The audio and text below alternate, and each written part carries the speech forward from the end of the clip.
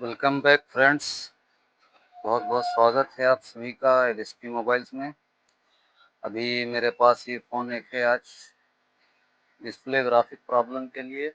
ना तो ग्राफिक आता है ना ही लाइट आती है। और इस फ़ोन का मॉडल है, ये ओप्पो का कोई मॉडल है, बट इसकी बोट सेम2 रियलमी 9i से मैच करती है। क्योंकि ये फ़ोन ऑन नहीं है इसलिए हमें फ़ोन तो ऑन हो रहा है, इसका डिस्प्ले पर ग्राफिक या लाइट कुछ भी नहीं आता है। इसका कॉम्बो नहीं था तो कॉम्बो भी इसका मैंने मंगा लिया है। हम चेक करेंगे इसका लाइट ग्राफिक का क्या प्रॉब्लम है, क्योंकि इसका कनेक्टर डैमेज था और कनेक्टर को हमने रिपेयर करके दिया था कस्टमर को। उन्होंने बोला कि इसका लाइट ग्राफिक नहीं आ रहा है, तो रिटर्न ये वापस आया हमारे पास। अब हम इसको चेक करेंगे कि इसकी क्या प्रॉब्लम है, क्या समस्या है जो इस पर ग्राफिक और लाइट नहीं आता है। चलो हम कनेक्टर को दिखाते हैं आपको बोर्ड पर और चलते हैं माइक्रो स्कोप के ऊपर। तो हम आपको दिखाते हैं माइक्रोस्कोप पर अपने कंप्यूटर की स्क्रीन पर कि इसके कनेक्टर की कंडीशंस क्या है, जो मैंने पहले रिपेयर कर दिया था।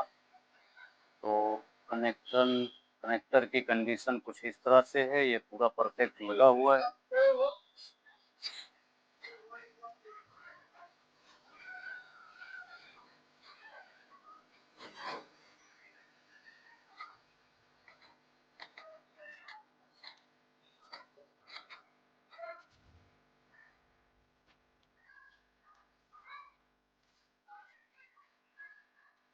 कनेक्टर की कंडीशन कुछ इस प्रकार है और ये फ्रेश है, इसका एक एक पॉइंट कनेक्ट है। हम डिस्प्ले की प्रॉब्लम को देखेंगे, इसमें डिस्प्ले का सिस्टम क्या क्या है, कौन सी लाइन कहाँ आती जाती है। हम चलते हैं बोर्नियो पे। हम कैमरा को बैक करेंगे, बोर्नियो सामने लाएंगे। इसका हार्डवेयर सॉल्यूशन मैंने ओपन कर रखा है और इसके डिस्प्ले कनेक्टर पर डिस्प्ले ग्राफिक अगर नहीं आ रहा है तो सबसे पहले हमें चेक करने होती हैं तीन चीज़ें। क्या डिस्प्ले की रिक्वायरमेंट पूरी हो रही है या नहीं हो रही है। अगर डिस्प्ले की रिक्वायरमेंट पूरी नहीं होगी तो डिस्प्ले काम नहीं करेगी। उसकी रिक्वायरमेंट के लिए चाहिए, पहले तो हमें दो लाइन्स चाहिए, एलसीडी वीएसपी और एलसीडी वीएसएन। ये प्लस माइनस 5 वोल्ट होती हैं, स्पेशली ग्राफिक के लिए बनती हैं। और तीसरी लाइन हमें चाहिए 1.8 की, VIO 1.8। इसका वोल्टेज VIO 1.8 है और इसका VSP आ रहा है 1 नंबर पिन पे, VSN आ रहा है 3 नंबर पिन पे और 1.8 आ रहा है 5 नंबर पिन पे। उसके बाद हमें चाहिए होती है रीसेट की। यहाँ पर आप देख सकते हैं MDP, वोल्टेज सेंस पॉजिटिव, और यह है LCD रीसेट। ये दो वोल्टेज भी हमें चाहिए। ये जो यहाँ पर MDP दिया हुआ है यही TE की लाइन होती है, ताकि फोन में TE बताता है, इस फोन में MDP बता रहे हैं बोर्नियो वाले। चलो हम इनकी पहले रीडिंग चेक करते हैं और उसके बाद हमें ये चेक करनी होती हैं 10 लाइन्स जो है, 2 4 6 8 10 लाइन्स होती हैं। ये DMDP की होती हैं, डिस्प्ले की ग्राफिक को रन करने के लिए, जो सीधे प्रोसेसर CPU से आती हैं। हम फिलहाल इनको चेक करेंगे क्या VSN VSP हमें मिल रहा है या नहीं मिल रहा है। इनकी रीडिंग हम लेते हैं तो देखते हैं क्या समस्या इसकी है। हम आपको दिखाते रहेंगे सीधे मल्टीमीटर पर।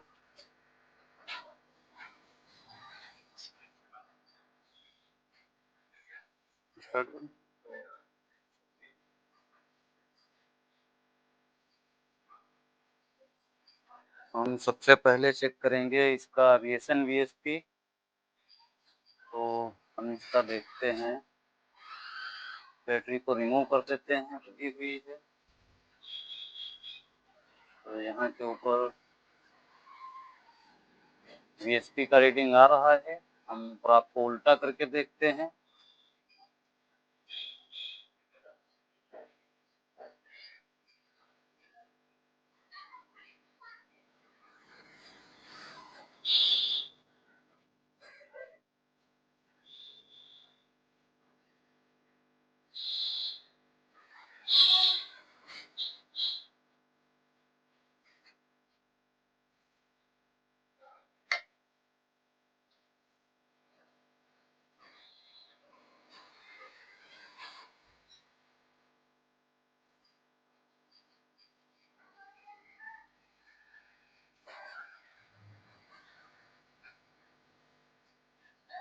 इधर से ऑयल है और हम चेक करते हैं 3 नंबर को।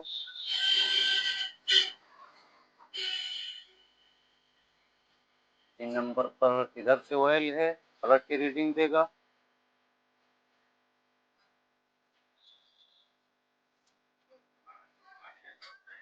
ये भी ओके है, बट यहाँ पर रीडिंग सेम होनी चाहिए दोनों लाइन्स की, पर कुछ गड़बड़ आ रही है। इधर से ये ऑयल है और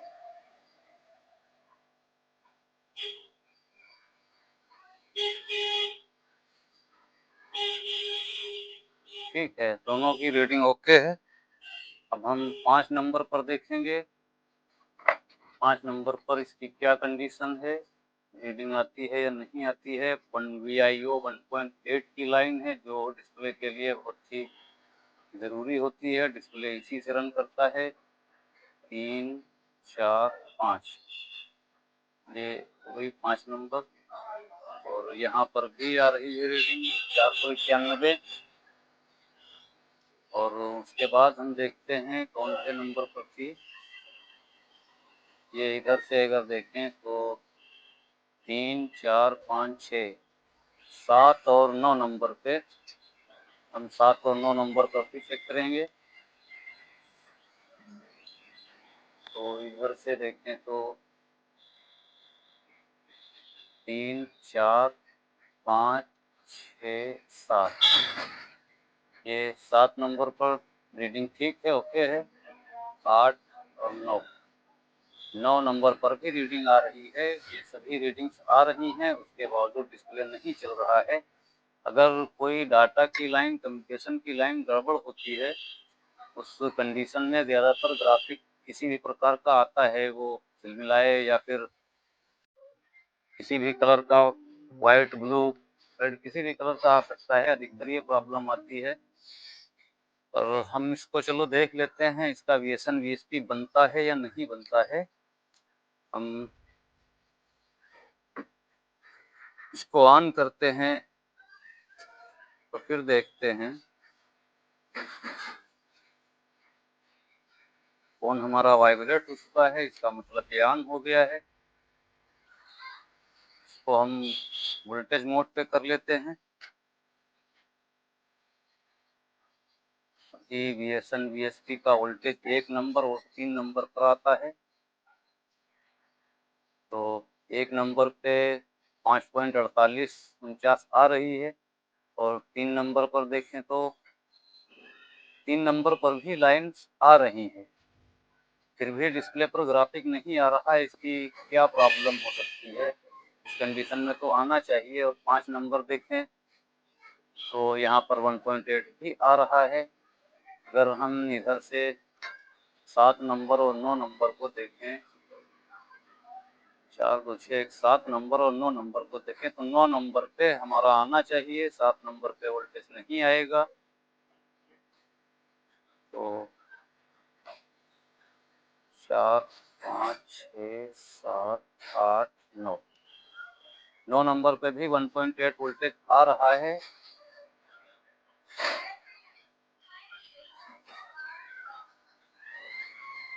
ये 1.8 आ रहा है 9 नंबर पे भी।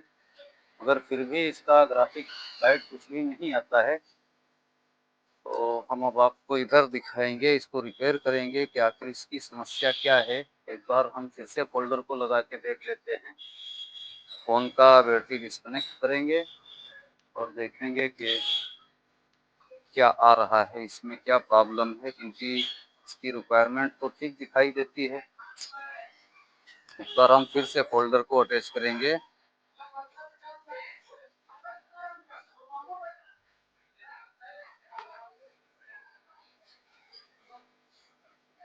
फ़ोन को ऑन करेंगे।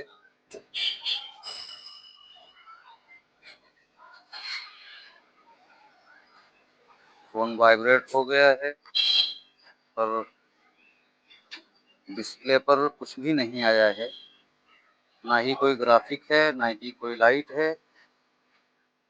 तो एक बार हम इसकी डाटा कम्युनिकेशन लाइन्स भी चेक कर लेते हैं। हो सकता है डाटा कम्युनिकेशन में कुछ गड़बड़ी हो।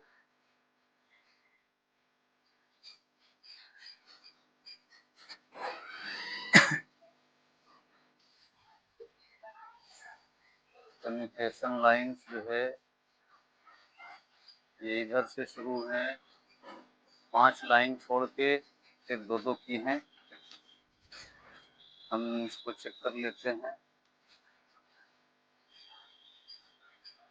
3 4 5 1 ये तो वोल्टेज पर लगा है।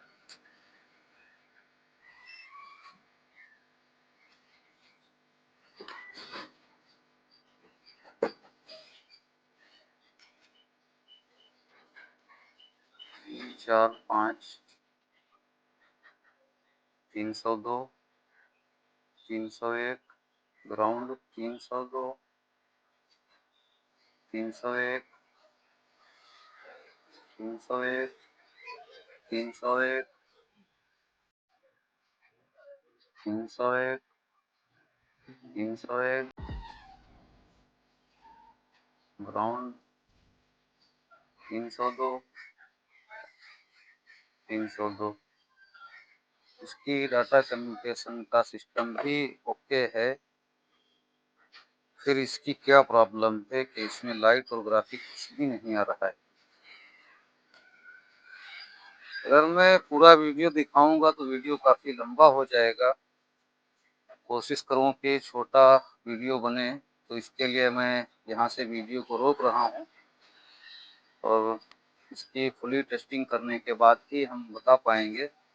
हो सकता है इसका न्यू कॉम्बो है, इसमें भी कोई प्रॉब्लम हो। तो मिलेंगे हम इसको चेक करने के बाद। देखते रहिए आगे क्या इसमें होता है। तो फ्रेंड्स ये फ़ोन वही है, ओप्पो। इसमें Realme 9 की बोर्ड है। फ़ोन तो ओप्पो का ही है। मुझे अभी तक इसका मॉडल नहीं मैच कर पाया ये कौन सा मॉडल है, पर इसमें उस भाई ने जो भी फोल्डर लगाया था, जो मैं चेक कर रहा था, वो फोल्डर इसका नहीं है। मैंने इसका दूसरा फोल्डर मंगवाया। ये फोल्डर पहले इसके साथ आया था दुकानदार लेके। ये Realme 7 का फोल्डर है, बट उसने इसमें लगाया, काफ़ी कोशिश की, ये नहीं चला सका क्योंकि ये फोल्डर ही इसका प्रॉपर नहीं है। इसका जो प्रॉपर फोल्डर है वो Realme 9 वाला फोल्डर इसमें लग जाता है।